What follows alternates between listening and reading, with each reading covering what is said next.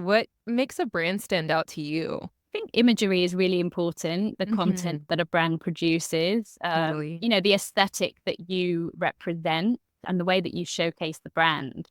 But I think it all stems really from how strong a business they have for themselves. Do they have a direct to consumer business themselves? Because I think that's important for a brand to consider now, because I Sure. think it makes it even more appealing to a retailer.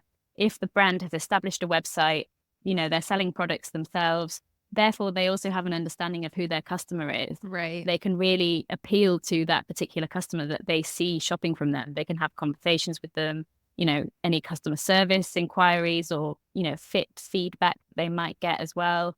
I think there's more ways now to interact with the customer. And I think that's really important to kind of build that following because ultimately, a brand, whether it thrives or not, is partly about its brand awareness. And Right. as a brand grows, it really needs to increase its brand awareness. And, part of that is social media.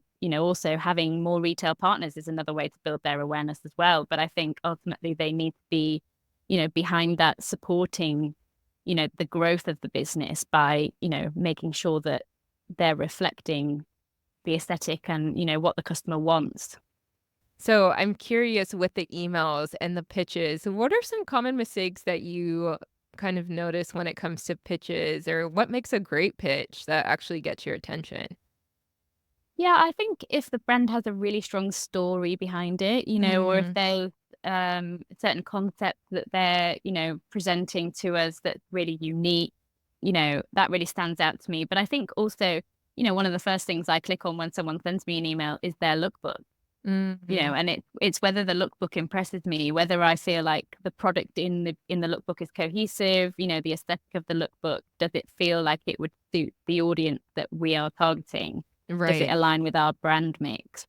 There's multiple factors that we're looking at when we're going through, lookbooks. But that's the first call I would say is starting with the product. But also I think, it's important that they do send really strong imagery because if they're just reaching out speculatively but don't send any assets to us, we can't really say much until we Right. receive those assets from them. Right. Um, and I kind of mentioned before, sometimes they may send something in the post, for example, a gift, which, personally, I don't think is necessarily the best way. Mm, Maybe it gets their attention, but I think I prefer an email or something digital, something electronic that I can really look at in sure. detail. Sure. And would you say that a line sheet is not enough? Because I find that, brands will send line sheets over and the pictures are like this small. It's Yes, yes. I mean, obviously, it's necessary to have the line sheet because we do want sure. to have a look at the prices as well, because it's important that the prices align with where we feel the pricing should sit. Yeah. Um, you know, I would say send both.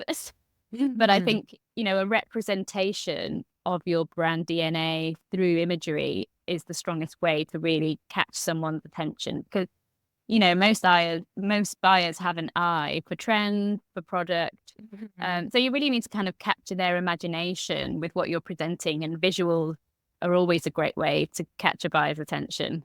Yeah. And speaking off of something that you just said about trend, I want to talk a little bit about that too, because I feel that one thing that people don't consider is that when you start a brand and if you want retail partnerships and to really grow, you kind of have to conform a bit to what is happening in the industry and trends and all of that. So, how important is trend for you as a buyer and when you are looking for brands to onboard? I would say there's definitely two ways that we can look at this. There's a lot, obviously, we work in fashion. There's a lot of brands that do create trends themselves or they do Sure. align with multiple trends during the season. There are trend led brands out there, but then there's also, multiple brands out there who kind of have their own trend. It's more of a seasonless style that they update every season, kind of wardrobing. And it's something that we've definitely seen in the last few seasons, even few years now, but this quiet Mhm. luxury trend that we've seen, Yeah. because I think with the sustainability conversation, customers are considering how much space they have in their wardrobe, how much they're spending on their wardrobe, Mhm. sustainability, they're maybe buying secondhand, they may be, selling their products to then, rent things or buy things secondhand. And I think they're much more conscious now of what they're actually buying. So I think there is also an argument for brands that can have this kind of seasonless wardrobing, within their collection. A capsule wardrobe, for example, for a customer to build up, just adding one key piece here and there. So they're not necessarily buying maybe as much as they used to, but they're really considering what they are buying and buying good quality as well. So I would say there's an argument for both being able to work Sure. within the industry at the moment and definitely going forward. Okay. So I'm curious because a lot of times I think when you go into like a department store, you see a lot of legacy brands, right? Like brands that have been in these stores for years and years and years. And so I think for new designers, that can feel a little bit intimidating because it's like, how do I compete against like a Ralph Lauren or, whatever it may be, or these huge brands? And so, besides, I think, you were saying good imagery when you're finding brands online, some that are on trend, or even brands that are timeless. Like, what sets these brands apart that are new brands that you're onboarding that makes you, as a buyer, want to take a chance on them? I think it's, whether it has that distinct design DNA. Often we kind of talk about this red thread, this handwriting that goes through the collection. So, season on season, you'll go and see the collection and oh, that's that brand. Sure. I think that's really important because that's what sets all these iconic brands apart is their brand values, their, core DNA. I think also coupled in with that, obviously quality is a factor. You need to be looking at, does the price of this product match the quality that we're seeing? I think, sometimes new brands can kind of pitch themselves maybe in the wrong price bracket. And I think that's important to Mhm. get right from the very beginning, is making Yeah. sure that your architecture of pricing, you set it out when you start your markup, your profit margins are where they need to be when you first go into the wholesale market, because it's very difficult to change that down the line. But I think, as I said earlier as well, having a direct to consumer business can help this, because you kind of have an understanding of what is working and you can develop what's working and see what's not working. And it can help to inform, future decisions about which direction you take the brand into. Yeah, that's so true because I think you get such valuable feedback from your customers if you're really paying attention to what's working and checking those analytics of, if you have that direct consumer brand to start off with, of like what's selling well. And then I think it's nice to also inform the buyers, and you can correct me if I'm wrong, about what is working on your end. What are best sellers? I think you guys are looking also for brands to provide you with this helpful information. Would you say that's true? Yeah, for sure. I think it's totally invaluable when brands know what their customers want from them and they understand the customer, because, that's where brands go wrong, I think, is when they don't have that touch point with them, or, they don't really understand, or they're not developing the things that, they're getting feedback on every day when they're selling products, or when things are not selling. And they definitely use that. And for sure, it's useful to the buyers, but it's also useful to the brand itself in terms of developing further. And I think, ultimately, especially in department store environments, brands only have spaces if they're making money. At the end of the day, obviously there's key brands that, stores have to have, but they're also selling products, and ultimately there are profit targets, there's sell-through targets that all these stores are looking at when they're, looking at space in store and adjusting accordingly. Yeah, that's great. And so, lastly, I'm kind of curious if there are any like evolving trends or consumer preferences that you're noticing on the market right now.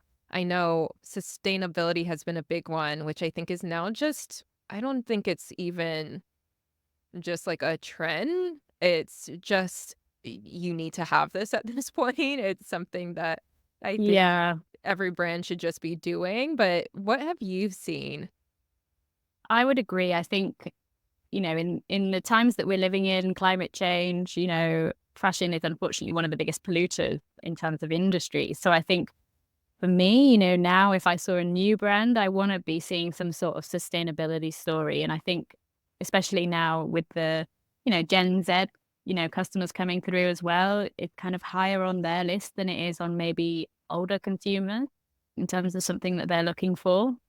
I think there has to be alternative options that are better, essentially. Sure. Obviously, no one's perfect. No one can Mhm. be 100% sustainable, but I think it's making strides and doing something better, just making that effort in some way is definitely a way forward. As I mentioned, there's lots of rental platforms now, resale, things like that. So I think it's being mindful of the fact that customers are maybe buying less, but buying better. Yeah. So I think they are willing to really splash out on that key piece that they absolutely love if they feel it's the right price and it fits in their wardrobe and it goes with other things in their wardrobe. So I think there's ways to be sustainable, both from, the manufacturing process, but also, just in terms of volume as well. Yeah, that's so good. And I mentioned before, like this is just the norm now. And it's so nice to see that brands are able to do this retail and then also communicate it as well. Cause I think that's important too, is to Yeah. communicate that so that customers know as well.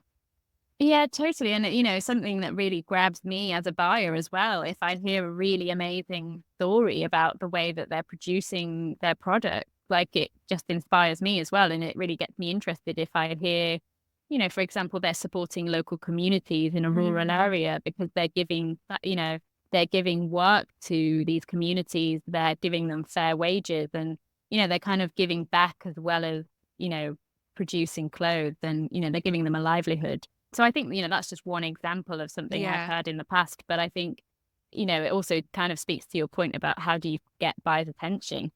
So, any last words of wisdom, encouragement, or advice to emerging designers again that are looking to get retail placement and expand and just be successful in this industry?